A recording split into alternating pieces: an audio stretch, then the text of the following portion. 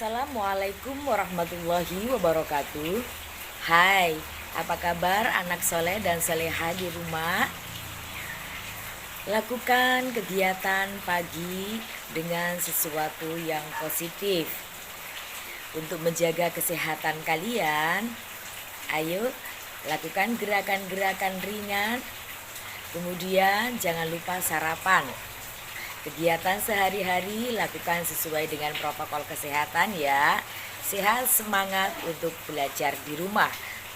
Anak-anak, mengawali kegiatan kita pembelajaran di pagi ini, marilah kita berdoa terlebih dahulu. Semoga belajar kalian dimudahkan dan kalian menjadi anak-anak yang cerdas. Baik anak-anak, pembelajaran kita kali ini adalah mengenai kegiatan perekonomian yang ada di masyarakat.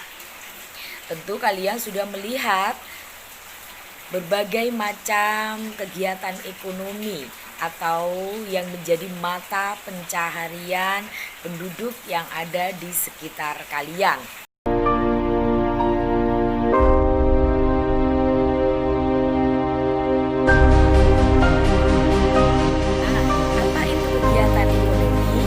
Kegiatan ekonomi adalah suatu kegiatan yang dilakukan untuk memenuhi kebutuhan hidup manusia.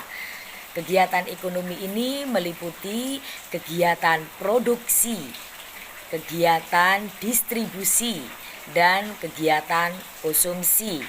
Mulai dari pengolahan, kemudian sampai penyaluran dan sampai pemakaian. Jadi ketiga hal itu merupakan proses alur dari kegiatan perekonomian yang ada di masyarakat. Sebagai makhluk hidup, manusia memiliki kebutuhan. Kebutuhan itu ada yang bersifat pokok atau wajib dipenuhi, ada yang bersifat tambahan atau sekunder. Nah, kebutuhan pokok manusia yang wajib dipenuhi adalah kebutuhan pangan. Ya, manusia untuk hidup membutuhkan makanan. Kemudian kebutuhan papan, tempat tinggal. Dan manusia juga membutuhkan sandang, yaitu pakaian yang dikenakannya. Ketiga kebutuhan itu wajib dipenuhi oleh manusia. Oleh karena itu, kebutuhan perekonomian paling tidak memenuhi ketiga unsur itu, melengkapi ketiga unsur itu. Selanjutnya, manusia juga membutuhkan kebutuhan-kebutuhan yang lainnya. Oleh karena itu anak-anak, tujuan kegiatan perekonomian adalah untuk memenuhi kebutuhan-kebutuhan manusia yang bersifat menguntungkan bagi manusia. Indonesia adalah sebuah negara yang memiliki bentang alam yang sangat luas. Oleh karena itu, bentang alam yang sangat luas ini dimanfaatkan sebaik-baiknya untuk pengolahan kegiatan perekonomian. Dengan bentang alam yang sangat luas itu, pengolahannya meliputi sektor pertanian. Sebagian besar masyarakat Indonesia ini kegiatan perekonomiannya adalah pada sektor pertanian. Oleh karena itu, Indonesia disebut sebagai negara agraris.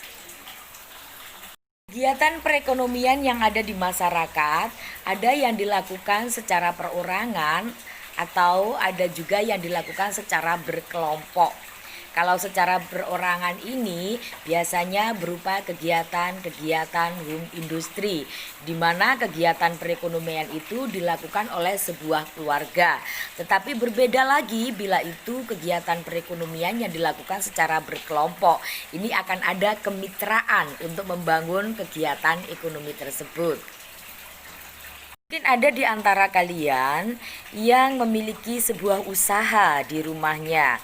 Nah, kegiatan perekonomian seperti itu yang dilakukan oleh keluarga kalian itu tergolong kegiatan perekonomian perorangan.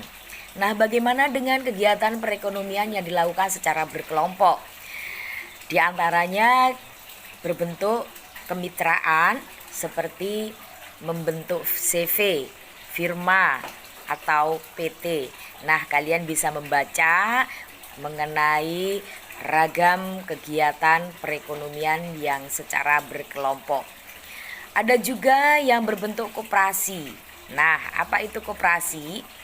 Koperasi adalah usaha bersama atas dasar kekeluargaan.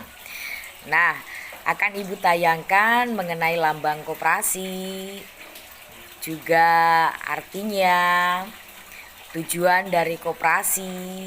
Karena koperasi ini sangat sesuai dengan bentuk perekonomian masyarakat kecil, maka usaha dalam koperasi ini yang tergolong sangat sesuai dengan rakyat Indonesia.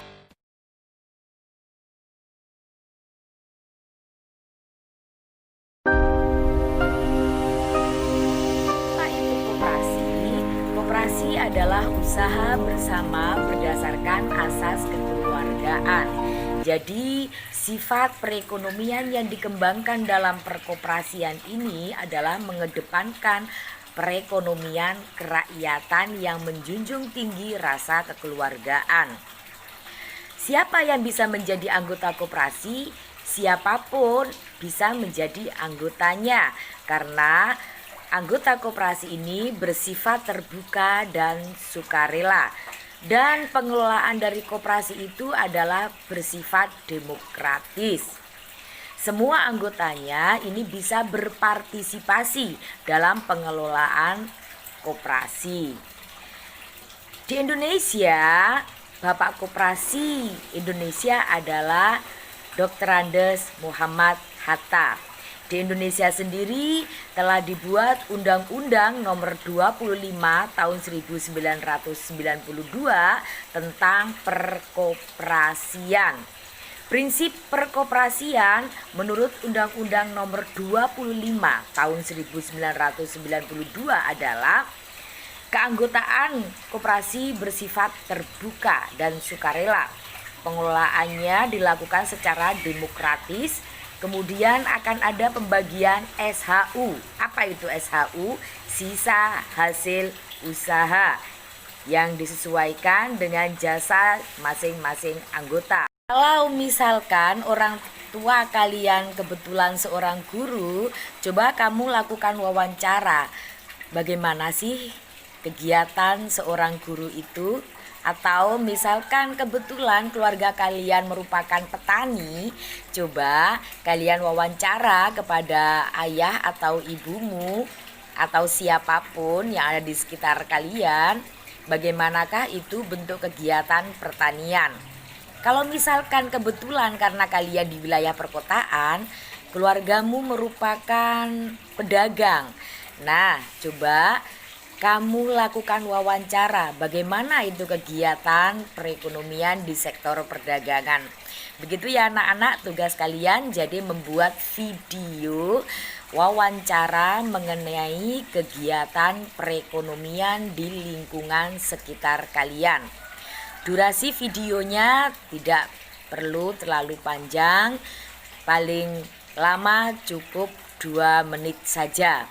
Nah, demikian anak-anak, mengenai kegiatan perekonomian sudah Ibu jelaskan. Selamat belajar, sampai jumpa. Assalamualaikum warahmatullahi wabarakatuh.